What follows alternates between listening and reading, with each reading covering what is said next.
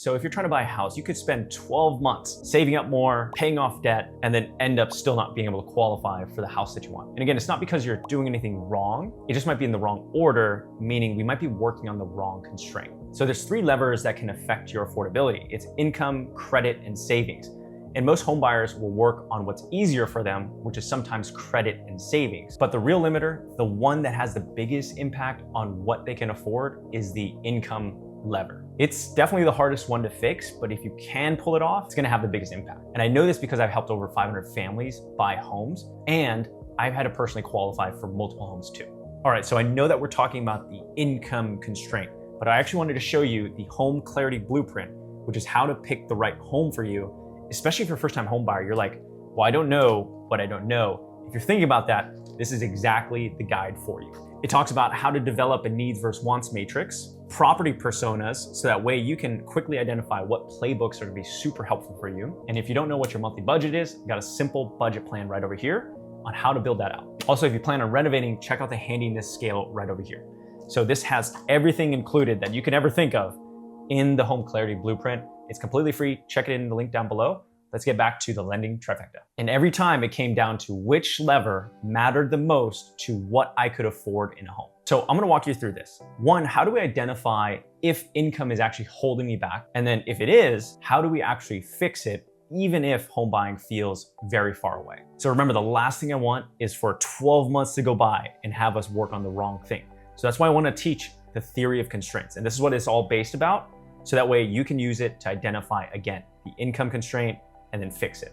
So talking about the theory of constraints, it's if we identify the weakest link, what we're gonna do is basically improve your purchasing power or your affordability. Let's call it affordability and purchase power as kind of one and the same. So working on anything else besides the constraint will improve your potential affordability. So it's not going to waste, but it's just, we wanna make sure we're working in the right sequence, okay? So again, it's gonna help your potential. And we're gonna talk about what that actually looks like in a few moments. Then if we're working on the constraint or the right constraint, you're going to maximize your realized affordability. What does that actually mean? All these fancy words, right? So here's my beautiful picture that I drew and scanned it in here. But I tried to make this a 4-lane freeway. As you can tell, it kind of looks like it, but it kind of doesn't. But basically a 4-lane freeway, and it pinches down into a pinch point, right? Or your constraint. So if we maximize or if we improve your potential, like I just mentioned, which you can see right over here, that's great because it's gonna go from 4 lanes to 5 lanes or 6 lanes or whatever, but all the traffic is gonna funnel into that constraint. Or if there's a blockage there, there's gonna be no flow of money to go buy that house, right? Then if you look at if you fix the right constraint, you actually see the 4-lane freeway ends up being a 4-lane freeway anyways, and then you're gonna maximize your realized affordability. So this is why it's super important, and this is like me trying to explain it in a very simple way. So let's jump right into it. Okay, so if we translate that theory of constraint concept into the lending trifecta or lending mortgages, there's gonna be 3 constraints, right? Income, credit, and savings, or those are your levers that you can pull. So what I want us to do is use this concept to reveal what strengths do we have and then maybe what constraints we can work on. So what I like to figure out whenever I'm going through this situation, I'm like, okay, well, I have these rental properties, or I have this primary residence and rental properties, and I'm trying to buy another one. So I encourage you to figure out, what strengths do I have? Is it I have a really high credit, I have a lot of savings, but my income varies quite a bit? It might be the other way, which is I have stable income, and it's pretty easy to calculate, me, partner, whatever, but my credit, it could improve, or my savings account could improve. So my strengths would be income. Then we also want to jot down what are my constraints, right? So I just gave a few examples, and you can kind of just write that down, or just kind of mentally remember, this is my strength, these are my constraints. All right, this is the lending trifecta, which is income is the first pillar. And I'm gonna explain why I think this is the first most important pillar in a few moments, but income is one of them. And here's some questions that you can ask yourself to figure out, is this a strength or is this a constraint? So what income is coming in? Obviously, if it's on the low end, might be a constraint. If it's on the high end, might be a strength. So if I have my main income and then I have some side income, we want to kind of include that in the total picture. Now, being honest, some guidelines will not allow you to use those side hustle income for 1 to 2 years, or if it's on your tax returns, And then what does your income look like 36 months from now or 3 years, right? So if it's going significantly up, maybe you and your partner are getting married, so then you have like double your income or, added income. Or is it, gonna increase slightly with inflation? Maybe that 2 to 5% year over year might be the case. Or heaven forbid, it might be going down. Maybe you're getting close to retirement, or maybe there's layoffs, right? Because again, the job economy is very difficult right now. So maybe it is gonna be slightly going down. So those are some questions that you wanna ask yourself. Next is gonna be credit. There's so many videos, tutorials, articles on credit. So there's a lot of tips and tricks on that. And for some reason, everyone focused on this. Now, sometimes it might not even be your constraint. But I'm gonna talk about it just so you can kind of like get an idea. But most of the time, it's usually not credit. So what's your credit score, right? Is a question you can ask yourself. What debts do I have? So again, so the credit pillar isn't just credit score. It is gonna be like debts as well, right? And then if your score is lower, is it because of late payments, or maybe is it because of credit balances? So that's a really good question to ask, because if your credit score is on the lower end, and you ask yourself those questions, those are gonna be two different strategies you wanna use to fix that credit constraint. Next is gonna be savings, right? That's gonna be the last pillar. Now, how much money do I have saved up is a question you can ask. Do I dip into my savings often? Meaning I may not have enough money left over every single month. And between you and I, that actually might be an income and credit constraint disguised as a savings constraint. Do I have a high yield savings account? That's a question you can ask, because between you and I, that's kind of like no-brainer to have. If you don't know what a high yield savings account is, look it up, but it's definitely well worth it, because it's like having a savings account, but 10 times the returns. And again, it's just cash. It's not invested in anything. So it's pretty much guaranteed returns there. So this is where I like to write down what strengths do I have, and then what constraints I have. Please note, I'm making this video to help you win. Now, what I'm gonna share with you, again, is to help fix the constraint. It is simple, but it is not easy. I know it's similar, those words, but it is simple, but not easy to pull off, okay? So I'm making this video because I know that this is gonna help someone out there get out of their situation and step into homeownership if that is a goal of theirs. Just kind of like thinking outside the box. So what I always say here is progress over perfection, right? Because perfection just means analysis paralysis, and no one's perfect. I'm not perfect, no one else is perfect, right? So let's focus on progress. 1% better every single day. So again, if I have an income constraint, these are the questions that you want to ask yourself. Do I feel like I'm living paycheck to paycheck with nothing left over at the end of the month? Do I get a tax refund every year, which that money could have been in my pocket a lot sooner? And this is the big one, where we have to take a mental shift, where a tax refund actually could be a bad thing. And I'll explain that in a few moments. Have I ever thought if I had a little bit more money coming in, saving would be so much easier? So again, these are some diagnostic questions that you can ask yourself to really identify, is income really my constraint? And if you're saying yes to some of these, it might be an income constraint. Please talk to your tax advisor or your CPA and consult with them. Again, please don't DIY this, okay? But if you have a tax refund every single year, you may want to try adjusting your withholdings or exemptions, things of that nature, so that way you net more per paycheck. So fancy words for, if you get a tax refund, you're essentially giving the IRS a free loan. And then at the end of the year, they're just gonna say, okay, well, thank you so much, here's your money back, right? Where we could actually be using that, and you could be making 2 to 4% on your money in a high yield savings account, as an example, as of making this. And then also, if you have other debt, like high credit cards or even personal loans, this is a great opportunity to essentially, like if your credit card is at 20%, right, APR, and you're giving the IRS like a 0% interest loan.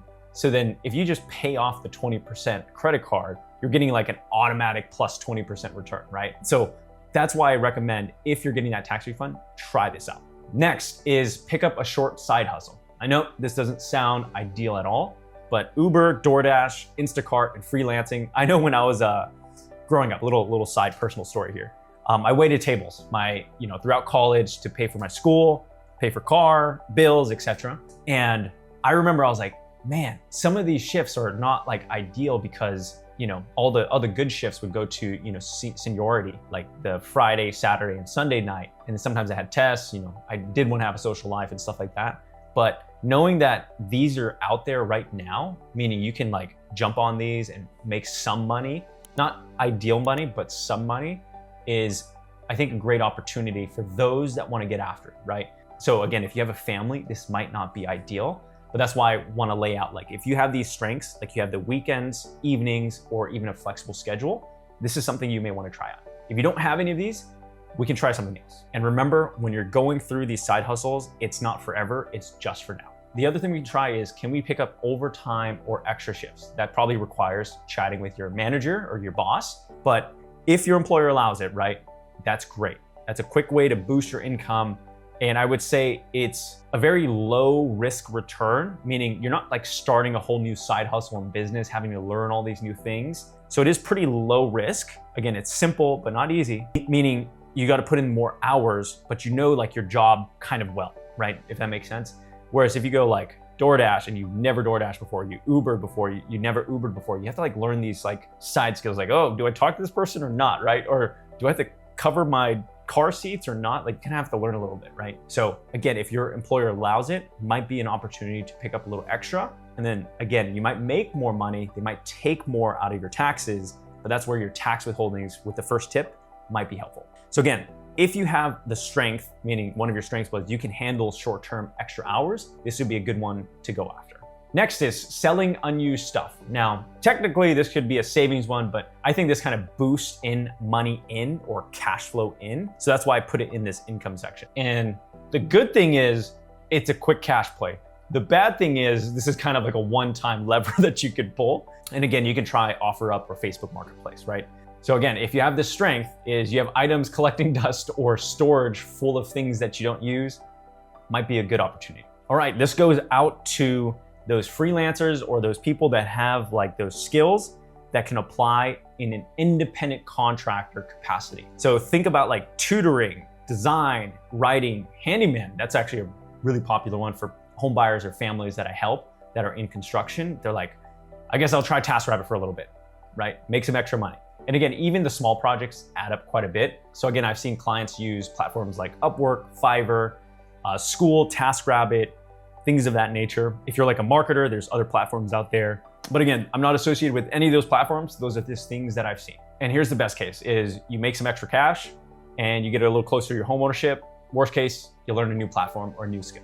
So strength here is if you have a skill people already ask you for help. So I'll give you an example. If you're like a contractor, and you have like your friends like, hey, could you like come in over the weekend and help me like fix this flooring? We'll pay you a little extra. That's probably a good sign that you have this skill that is in demand. Another one that I've seen quite a bit is tutoring. It's like you kind of know this subject really well, or teachers. You should know this subject really well, but you know the subject really well, and then you do some tutoring on the side. All right, now that we're going into more seasonal or part-time work, let's talk about that. So what you can basically do is, a lot of retail companies will hire on for seasonal or part-time work during, high demand times like Black Friday, Christmas, New Year's, etc. That may be, again, a way that you can bring in extra cash. And again, the strength is if you're open to a temporary or second job. So this one's kind of a little more creative one, which is less active income. Notice I didn't say passive because I don't think there's anything such thing as passive income. It's just less active, I should say, right? Because you still have to do some activities to get the income. So what I'm talking about is think about like renting a room. So if you have a spot in your place, I had a client that had a 3-bedroom and there's 2 people that were living in there. So him and this other person. I'm like, let's try this out, man. Like, let's rent out the other room. Here's some websites, check it out.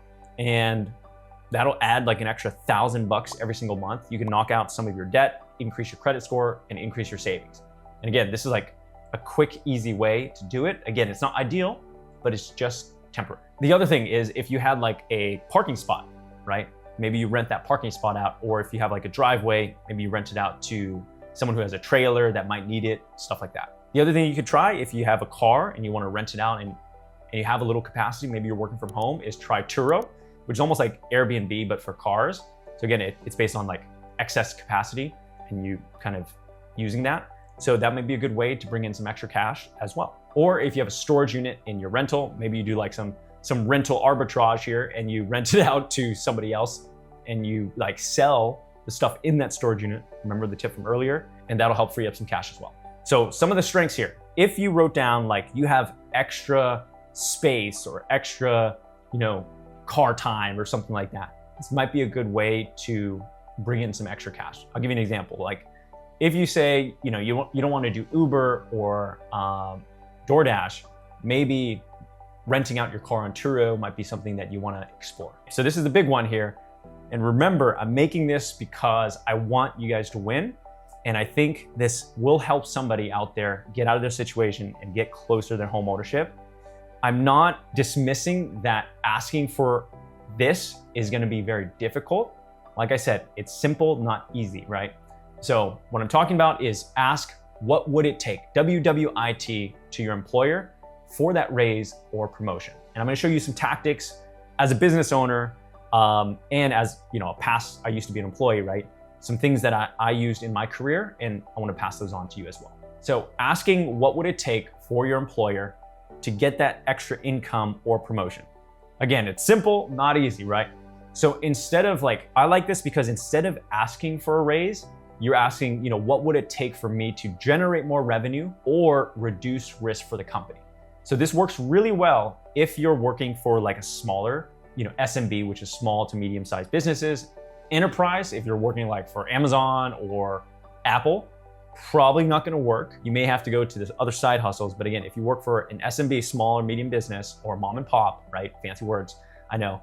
But that might be a good opportunity because I know if someone came to me, it's like, hey, how can I make the company more revenue and get a share of that, right?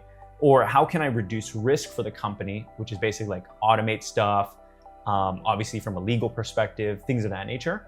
And how can I get a piece of pie of that, right? I know I kind of mentioned earlier, this is for small to medium businesses, but if you've been in the role for 1 to 2 years, or you've taken on extra responsibilities, or you can take on extra responsibilities, might be a great opportunity for you. So like I said, this is not a guarantee at all, because I do know the job market is tough. I have other business owner friends and they're not hiring at all because it is a tough market and a tough economy.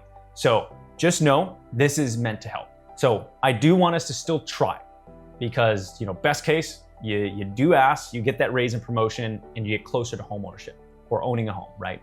Worst case, you stay in the same as before, right?